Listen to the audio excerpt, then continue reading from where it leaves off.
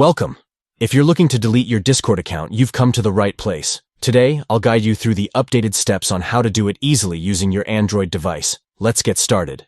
First, open the Discord app on your Android device. Once you're in, take a look at the bottom right corner of your screen.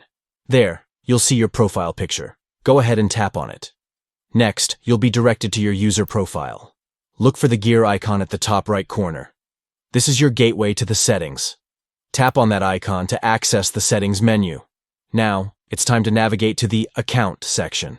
Scroll down a bit until you see it listed. Once you've found it, go ahead and tap on Account to view your account settings. Here comes the crucial step.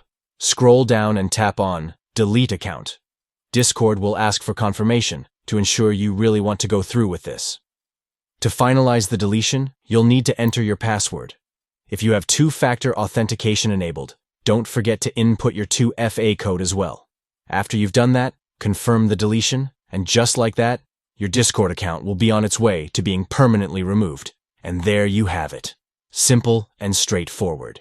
If you found this video helpful, don't forget to like and subscribe for more tips and tricks.